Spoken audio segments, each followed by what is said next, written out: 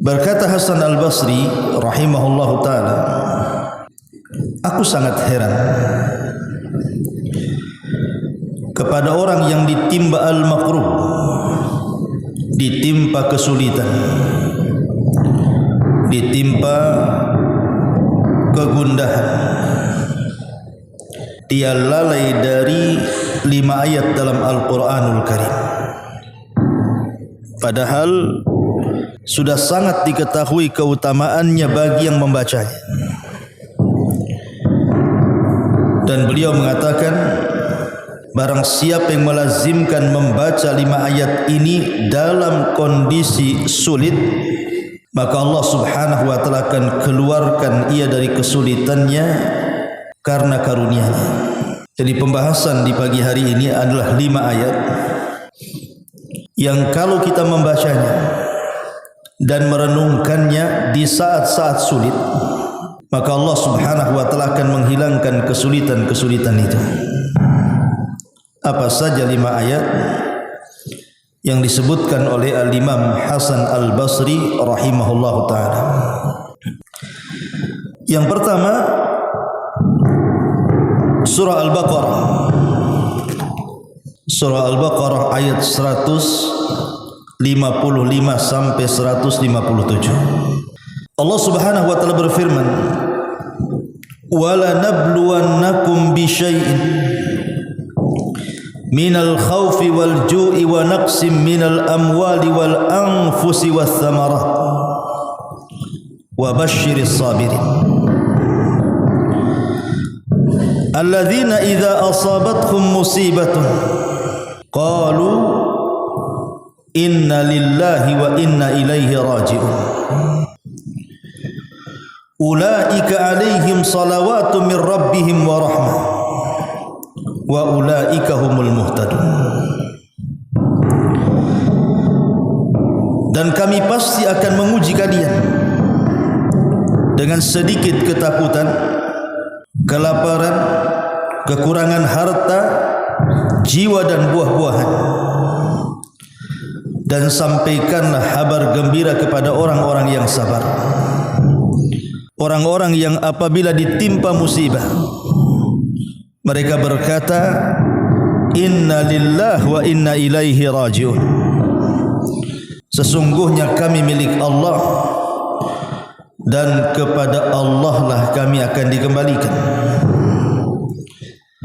Mereka itulah akan mendapat salawat pujian dari Rabb mereka dan juga rahmat, dan mereka orang-orang yang akan mendapatkan petunjuk.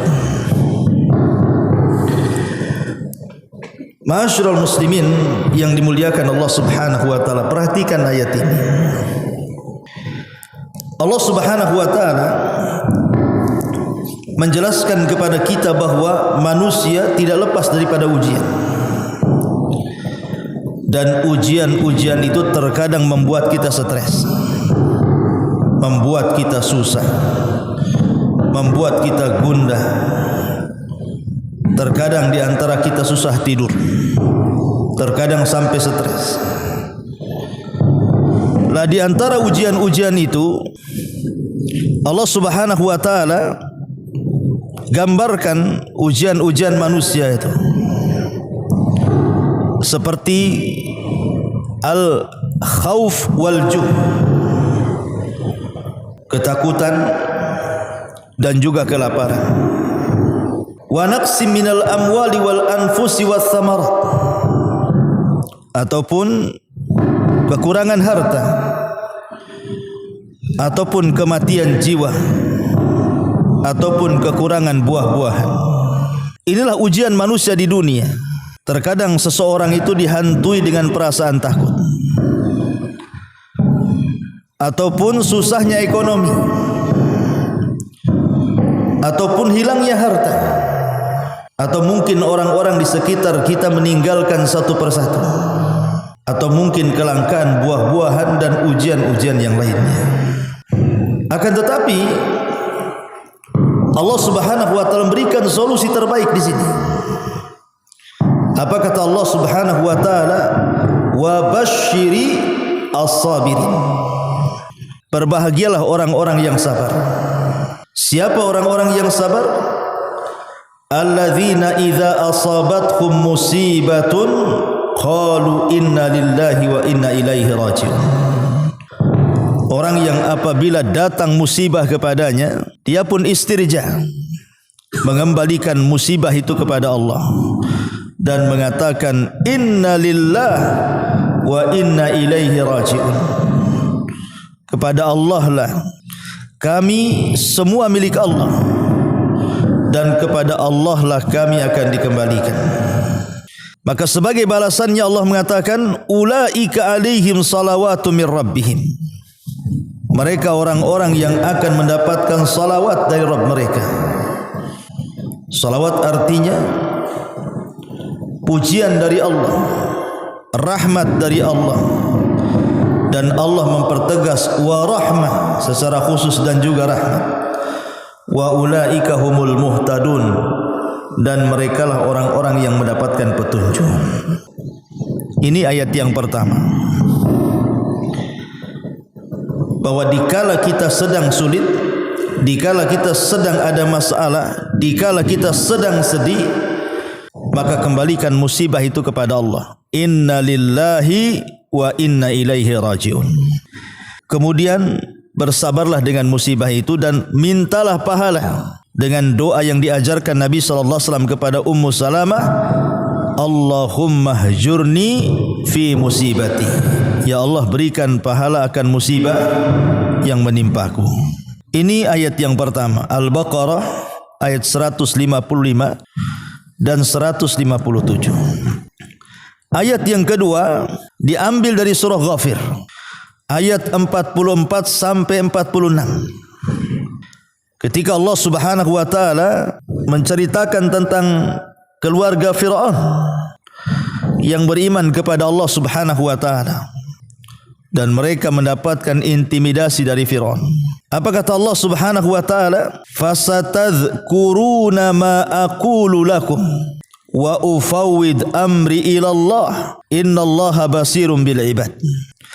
Fawaqahu Allahu sayyiati ma makaru wa haqa bi ali fir'auna su'ul adzab. Kelak kalian akan ingat kepada apa yang kukatakan kepada kalian, dan aku menyerahkan urusanku kepada Allah. Ini ucapan keluarga Fir'aun yang beriman kepada Nabi Musa alaihi salatu wassalam. Mereka mengatakan, kelak kalian akan ingat kepada apa yang kukatakan kepada kalian, dan aku menyerahkan urusanku kepada Allah. Sesungguhnya Allah maha melihat akan hamba-hambanya, maka Allah memeliharanya dari kejahatan tipu daya mereka, dan Fir'aun beserta kaumnya dikepung oleh azab yang sangat-sangat buruk. Dari ayat ini juga mengajarkan kepada kita sebuah perkara yang bisa menghilangkan kesulitan kita di dunia. Kalau ayat yang pertama, Allah ajarkan kalau ingin kesulitan kita hilang, kita istirja, mengucapkan inna lillahi wa inna ilaihi raji'un, kemudian kita sabar. Dengan sabar itulah maka Allah Subhanahu wa taala akan hilangkan kesulitan kita. Ayat kedua, kita diajarkan tawakal. Karena kalimat wa ufawwid amri ilallah, dan aku serahkan urusanku kepada Allah Subhanahu wa taala. Ayat ini mengajarkan kita kepada tawakal, dan tawakal itu bisa menghilangkan kesulitan. Kata Nabi sallallahu alaihi wasallam, "Lau annakum tatawakkaluna 'ala Allahi haqqa tawakkuli, la ruziktum kama yurzaqut tayr." Kalau kalian bertawakal, betul-betul bertawakal kepada Allah Azza wa Jalla, maka kalian akan diberikan rizki seperti burung diberikan rizki. Keluar dari sangkarnya lapar, pulang pula dengan sudah kenyang dan mampu memberi makan anak-anaknya. Dari mana kemudian burung ini sanggup mencari rizki? Allah Subhanahu wa taala yang mengarahkannya. Makanya kenapa Allah mengatakan waman yatawakkal 'alallah fahuwa hasbuh. Siapapun yang bertawakal kepada Allah, maka cukuplah Allah yang akan menolongnya. Ini yang kedua. Yang ketiga, surah Al-Anbiya ayat 86 sampai 87. Ketika Allah Subhanahu wa taala menceritakan kisah Yunus alaihi salam, Allah Subhanahu wa taala mengatakan wa dhannuni idz dhahaba mughadiban fa dhanna an lan naqdira alaihi fanada fil dhulumati alla ilaha illa anta subhanak inni kuntu minadh zalimin fastajabna lahu wa najjaynahu minal ghammi wa kadzalika nunjil mu'minin. Dan ingatlah ketika Yunus alaihi salam Dhunnun, ketika dia pergi dalam keadaan marah, lalu dia menyangka bahwa kami tidak akan menyulitkannya, maka dia berdoa dalam kegelapan, tidak ada Tuhan yang berhak disembah kecuali Engkau, Maha suci Engkau, sungguh aku termasuk orang-orang yang zalim. Maka kami telah memperkenankan doanya dan menyelamatkannya daripada kedukaannya, dan demikianlah kami selamatkan orang-orang yang beriman. Jadi Nabi Yunus alaihi salatu wassalam ketika meninggalkan kaumnya, padahal Allah belum memerintahkannya, maka Allah Subhanahu wa taala menghukum Nabi Yunus dengan cara ditelan oleh ikan. Maka ikan pun kemudian membawa Nabiullah Yunus ke dasar lautan, sehingga Yunus harus menghadapi 3 kegelapan. Gelap di perut ikan, gelap di dasar lautan, dan gelap di tengah malam. Dalam kondisi seperti ini, Nabi Yunus alaihi salatu wassalam senantiasa berzikir kepada Allah dan bertasbih. Makanya kemudian Allah mengatakan falaula minal musabbihin la labisa fi batnil huti ila yaumi yub'atsun. Kalaulah Yunus bukan termasuk ahli tasbih, tentu Yunus itu akan lama di perut ikan, bahkan sampai kiamat dibangkitkan. Di antara tasbih Nabi Yunus, zikirnya Nabi Yunus di perut ikan itu, Allah Subhanahu wa taala sebutkan lafadznya, la ilaha illa anta subhanaka inni kuntu minadh zalimin. Kata Nabi sallallahu alaihi wasallam, siapapun yang berdoa kepada Allah dan didahului dengan doa zikirnya Yunus alaihi salam, la ilaha illa anta subhanaka inni kuntu minadh zalimin, maka Allah Subhanahu wa taala pasti akan mengabulkan doanya. Maka dalam surah yang ketiga, surah Al-Anbiya 86 dan 87 juga mengajarkan kepada kita solusi saat kita terkena musibah. Apa itu? Memperbanyak zikir kepada Allah Azza wa Jalla. Seperti Yunus alaihi salam berzikir kepada Allah, karena hanya zikir itulah yang akan menenangkan kita. Ala bi dzikrillahi tatmainnul qulub. Ingatlah, dengan zikir kepada Allah ketenangan akan datang kepada kita. Zikir itu adalah sebab bisa menghilangkan seluruh kesulitan kita. Ini yang ketiga. Yang keempat, disebutkan dalam surah Al-Imran ayat 173 sampai 174. Allah Subhanahu wa taala mengatakan alladzina qala lahumun nas innan nasa qad jama'u lakum fahsyauhum fazadahum imanan wa qalu hasbunallah wa ni'mal wakil fanqalabu bi ni'matin minallahi wa fadlin lam yamsashu su' wattaba'u ridwanallah wallahu dzu fadlin azim. Orang-orang yang mentaati Allah dan Rasulnya, yang kepada mereka orang-orang mengatakan, sesungguhnya manusia telah mengepung dan mengutus pasukan besar untuk menyerang kalian, karena itu takutlah kalian kepada mereka. Maka perkataan itu menambah keimanan mereka, dan mereka menjawab, hasbunallah wa ni'mal wakil. Cukuplah Allah sebagai penolong kami, dan Allah sebaik-baik pelindung. Maka mereka kembali dengan nikmat dan karunia yang besar yang Allah berikan. Mereka tidak mendapat bencana apapun, mereka mengikuti keridhaan Allah, dan Allah mempunyai karunia yang besar. Ayat ini adalah ayat ketika Nabi SAW mengalami kekalahan dalam perang.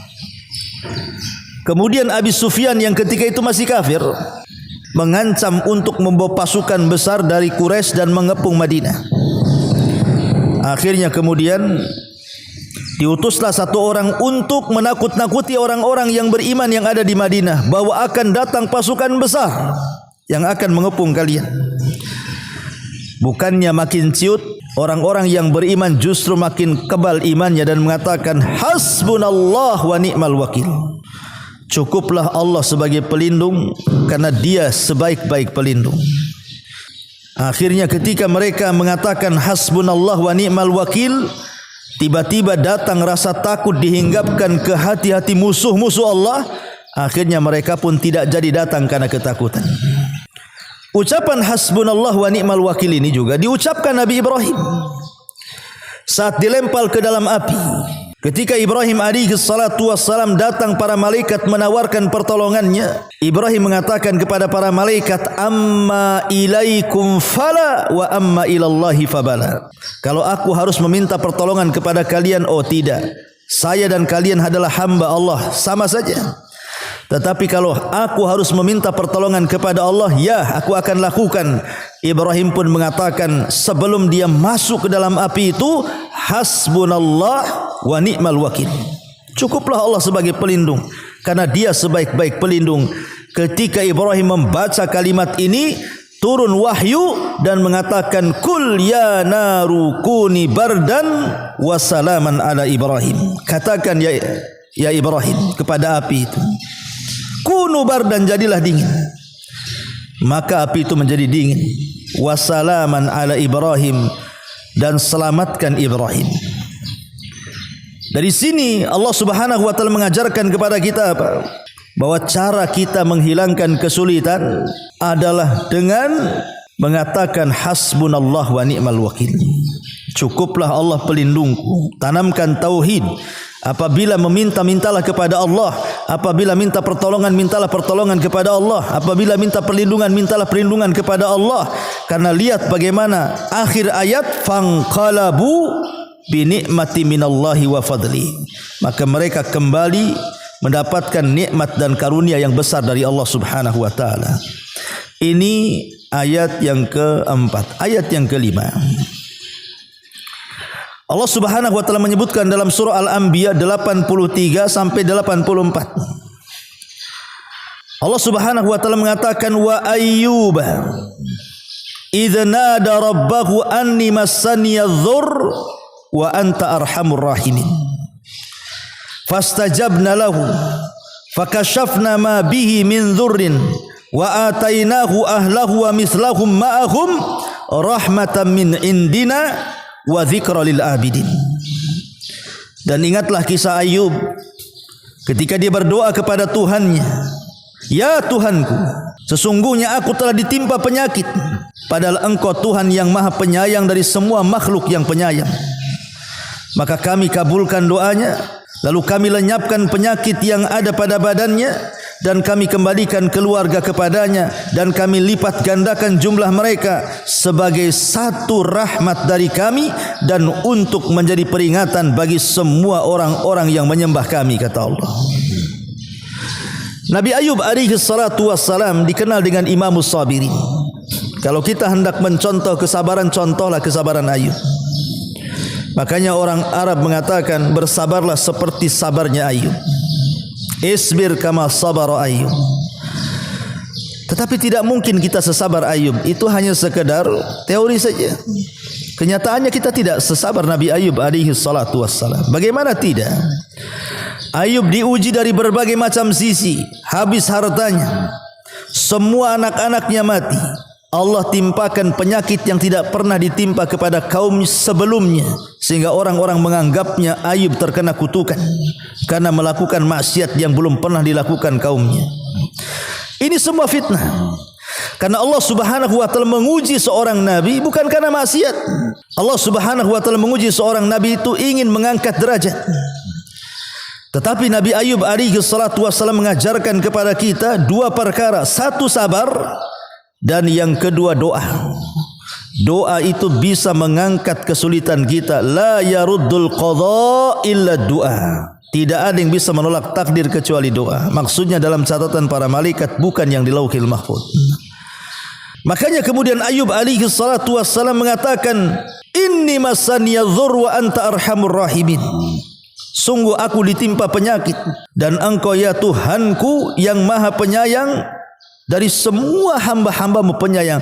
Seolah-olah Ayub ingin mengatakan, ya Rabb, bahwa penyakit yang kau timpakan kepadaku, aku yakin bukan dan tidak lebih kecuali engkau sayang kepada hambamu si Ayub ini. Maka sebab doa itu Allah katakan, fastajabna lahu, kami kabulkan doanya Ayub.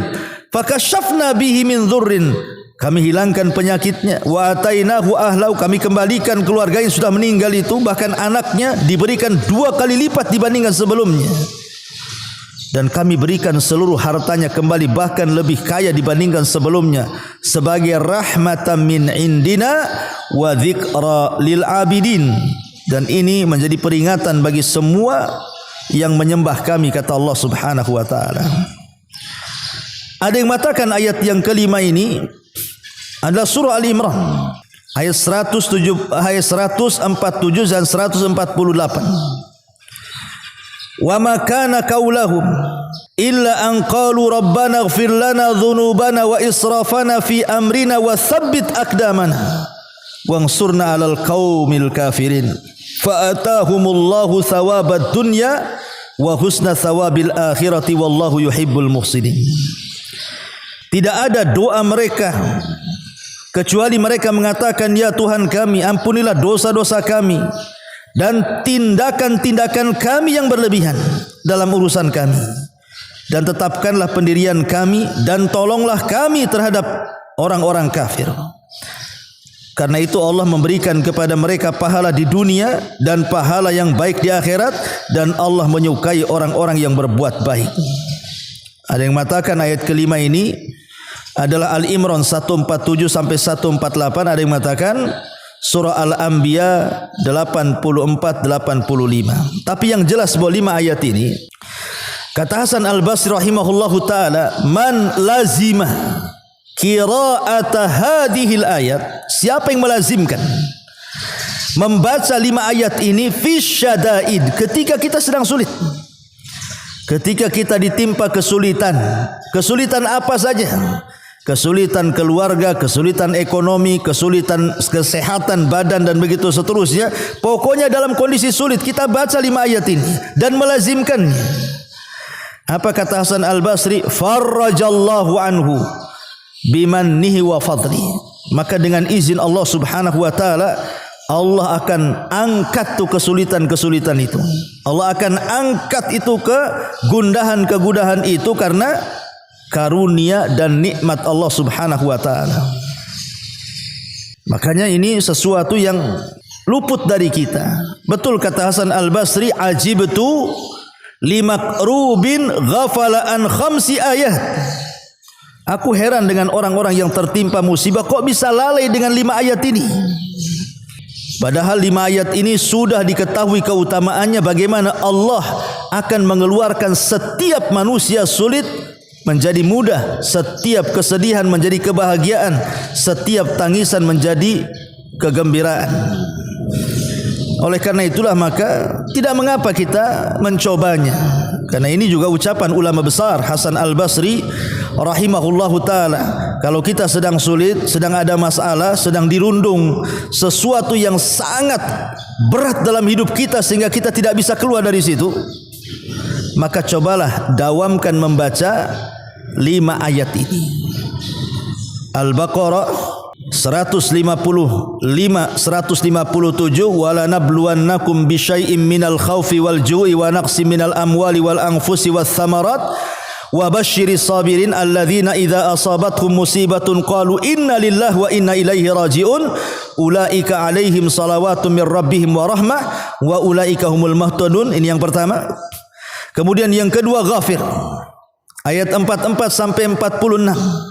Fasatadkuruna ma aqulu lakum wa ufawwid amri ila Allah innallaha basirun bil ibad fawaqahu Allahu sayyiati ma makaru wa haqa bi ali fir'auna su'al adzab. Yang ketiga surah Al-Anbiya 86 sampai 87. Wa dhannuni idz dhahaba mughadiban fa dhanna alla naqdiru alaihi fanada fi dhulumati alla ilaha illa anta subhanak inni kuntu minadh zalimin fastajabna lahu wa najjaynahu minal ghammi wa kadzalika nunjil mu'minin. Kemudian yang keempat Al-Imran ayat 173 dan 174. Alladzina qala lahumun nas innan nasa qad jama'u lakum fakhshawhum fazadahum imanan wa qalu hasbunallahu wa ni'mal wakil fanqalabu bi ni'matin minallahi wa fadlin lam yamsashum su wattaba'u ridwanallahi wallahu dzu fadlin azim. Dan yang terakhir ada yang mengatakan surah Al-Anbiya 83 dan 84. Wa ayyuba idnada rabbahu in anni massaniya dzur wa anta arhamur rahimin fastajabna lahu fakashafna ma bihi min dzurrin wa atainahu ahlahu wa mislahum ma'ahum rahmatan min indina wa dzikra lil abidin. Atau juga ada yang mengatakan surah Al-Imran ayat 147 sampai 148. Wa ma kana qaulahum illa an qalu rabbana ighfir lana dhunubana wa israfana fi amrina wa thabbit aqdamana wansurna 'alal qaumil kafirin fa atahumullahu thawabad dunya wa husna thawabil akhirah wallahu yuhibbul muhsinin. Siapa yang membaca 5 ayat ini dalam kondisi sulit, ia baca, ia renungkan, insyaallah kata Hasan Al-Basri, maka kesulitan kita akan diangkat. Inilah di antara faedah pagi dari perkataan Al-Imam Hasan Al-Basri rahimahullahu taala.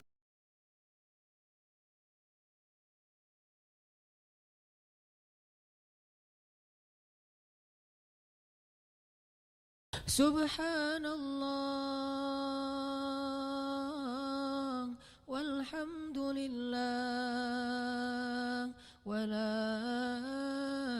ilaha illallah wallahu akbar. Subhanallah